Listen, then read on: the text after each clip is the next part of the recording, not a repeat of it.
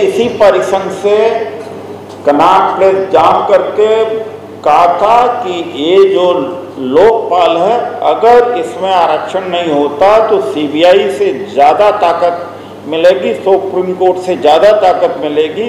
एक एक OBC, SC, ST का चाहे कर्मचारी होगा, अधिकारी होगा या जनप्रतिनिधि होगा, उसकी खाल खींच लेगा। इसलिए इसमें आरक्षण होना चाहिए। और हमने बहुजन लोकपाल बिल बना करके उसमें आरक्षण करा लिया 50%।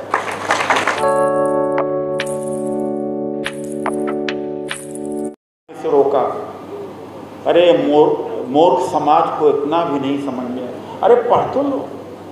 डॉक्टर बाबा साहब अम्बेडकर ने इंडिपेंडेंट पार्टी 1937 में बनाई, 92 प्रेसिडेंसी में 13 सीटों पर जीते।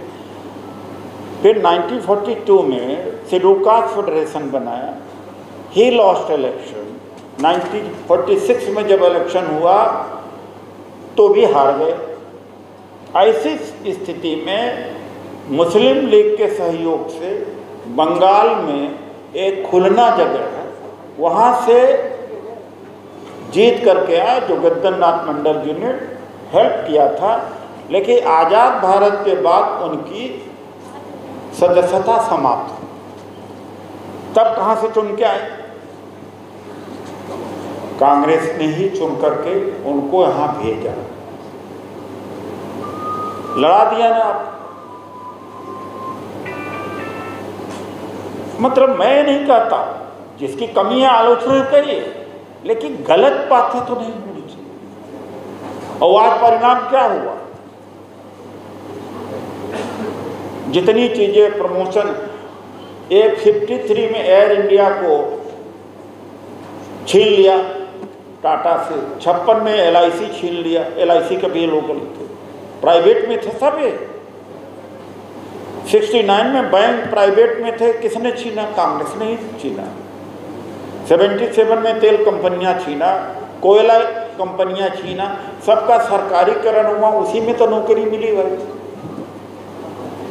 कहाँ मिली भाई? IIT में पढ़े, MB सरकारी मेडिकल कॉलेज में, यूनिवर्सिटी में ही तो पढ़े हो, कहाँ मिली भाई? उसके बाद में दिए गाली जा रहे हो, दिए जा रहे हो बिना सोचे समझे। अब देखो संविधान वही रहेगा। अच्छा, एक गलतफहमी हो कुछ लोगों को, हमारे संविधान को हाथ लगा के कोई देखेगा, खून बहेगा सड़कों पे। संविधान आपका दरकिनार कर दिया। संसद का उद्घाटन ब्राह्मण मंत्र से हो, और चोला के रियासत का जो पुजारी देता था, एक सिंगुल देता था, प्रतीक देता था, उससे शुरुआत हुई। उसके बाद में ये मूर्खता कि हमारे संविधान को कोई हाथ लगा कह देते तुम्हारा संविधान चाट ले गए हैं। एयरपोर्ट साल पूरा खत्म हो रहा, 400 रेलवे स्टेशन का निजीकरण हो गया है, एयरपोर्ट। अच्छा, कुछ लोग कहते हैं अरे ये तो कांग्रेस ने निजीकरण शुरू किया। अरे मैं ये बता दूं कि मनमोहन सिंह जी ने 21 नई कंपनियां बनाई थी, 3 का डिसइन्वेस्टमेंट हुआ था, वो नहीं बोले। 21 का नई बनाया, 21 PSU बनाए भी तो थे। अगर 3 को सेल किया तो 21 नया भी बनाया था। 250-300 किसने बनाया सब भाई? अच्छा, एक बात और कहते, सेपरेट इलेक्टोरेट होता तो हम स्वर्ग में रहते। भैया सेपरेट इलेक्टोरेट होता तो जहाँ महार है वही महार हमेशा जीतता, जहाँ पासी है वही जीतता, जहाँ वाल्मीकि है वही जीतता। दूसरे जातियों में तो बिल्कुल मौका ही नहीं होता। वर्तमान को देख करके समझा जा सकता है कि जाति टूटी नहीं बल्कि जाति और बढ़ जाती। सेपरेट इलेक्टोरेट का मतलब तो तब होता जब हमारी जाति होती। अगर मान लो दलित को ही चुन रहा तो अपने जाति के आदमी को ही चुनता ना भाई। जो जाति मेजोरिटी में है वही हमेशा जीत के आती, तो और सिर्फ फोटोगोल नहीं होता और बंटवारा नहीं हो जाता। आज हम लोग क्या जातियां तोड़ चुके। तो ये सारी बातें हैं, मैं बताना चाहता हूँ, क्योंकि जातिवाद तो आज और बढ़ा है। उत्तर प्रदेश में 4 4 जनवरी 2011 को पदोन्नति में आरक्षण छीना, और छीना सुश्री मायावती जी की वजह से, और SC/ST एक्ट भी उन्होंने खत्म किया। समाज अंधभक्त बना, सवाल नहीं किया। सवाल किया होता तो शायद 1.5 लाख लोगों का डिमोशन न होता। जाति की ताकत यह है, जातिवाद की ताकत यह है कि स्वर्ग नर्क को स्वर्ग बता सकता है, स्वर्ग को नरक जैसे पूरी व्यवस्था पूरे इस देश के अंदर। आप देख रहे हैं पिछले वर्ष 7200 करोड़पति भारत को छोड़ दिए, इस वर्ष 6500।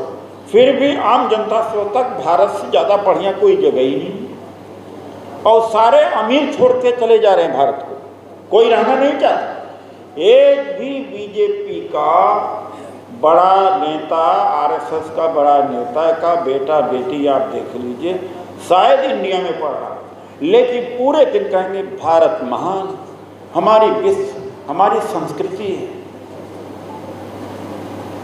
हम विश्व गुरु हो रहे। आम जनता यही कहती है, अरे हम भारत में पैदा होना कोई मामूली बात है, और नहीं रहा कोई जो पढ़ा लिखा है, एजुकेटेड है, पैसे वाला, सब विदेश चले जाए। 40 लाख भारतीय अमेरिका में रहते हैं। मोदी जी से हमने कहा, अरे 2-4 तो भारत वापस लौट के आते भारत, एक लौट के नहीं आता, और वहीं से कहता भारत जो है विश्व गुरु है, एक लौट के नहीं आएगा। और सब अरबपति करोड़पति अगर यहाँ आकर के बैंक में पैसा केवल जमा कर दें, उसके इंटरेस्ट से कई पीढ़ियां खाएंगे, लेकिन वहाँ से नहीं आएंगे।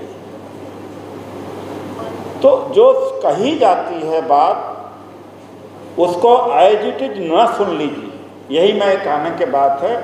भगवान गौतम बुद्ध ने जो कहा था कि मेरी भी कही हुई बात को न मानना, अगर कसौटी पर खरी नहीं उतरती है तो। मैं भी आपसे यही कहता हूँ, मेरी भी बात मानना, लेकिन जो हम कह रहे हैं सारे प्रैक्टिकल। जब अन्ना का आंदोलन यहाँ चल रहा था, कोई SC/ST का संगठन नहीं आया, सबने कहा अन्ना इज इंडिया, इंडिया इज अन्ना। हमने इसी परिसंघ से कनॉट प्लेस जाम करके कहा था कि ये जो लोकपाल है, अगर इसमें आरक्षण नहीं होता तो CBI से ज़्यादा ताकत मिलेगी, सुप्रीम कोर्ट से ज़्यादा ताकत मिलेगी। एक OBC SC/ST का चाहे कर्मचारी होगा, अधिकारी होगा या जनप्रतिनिधि होगा, उसकी खाल खींच लेगा। इसलिए इसमें आरक्षण होना चाहिए। और हमने बहुजन लोकपाल बिल बना करके उसमें आरक्षण करा लिया 50%। इतने बड़े बड़े काम हैं। यहाँ पर काम का नहीं होता, यहाँ पर आप ड्रामा करिए, आपकी डिमांड मीट हो उससे नहीं लोग, यहाँ पर ड्रामा। आप भूख हड़ताल पर कर लीजिए, आपको 4 डंडा पुलिस मार दे, आपका एक अंग टूट जाए, जेल चले जाए, उसको लोग मानते हैं। और बड़े आप बुद्धि लगा करके जनतांत्रिक तरीके से बड़े बड़े काम करा दीजिए, उसको लोग नहीं मानते। आश्चर्य होता है। आप खुद सोचिए, आदमी 4 डंडा खा ले पुलिस का, और जहाँ कोई झगड़ा हो जाए, मान लो दलित उत्पीड़न है, तो कोई दलित नेता पहुँच जाए और वहाँ हंगामा करे, बैठ जाए, सारा चीज़ सब कुछ करे, उसकी बात ज़्यादा, उसको ज़्यादा मानेंगे। यहाँ अगर हम 1000 लोगों का प्रमोशन करा देंगे तो उसकी बात नहीं मानेंगे। ये है, ये सोच। अरे भाई, जब तक समाज को मजबूत नहीं करोगे तब तक आपके ऊपर घटनाएं होती रहेंगी, शोषण होता रहेगा, ये नहीं कोई देखता।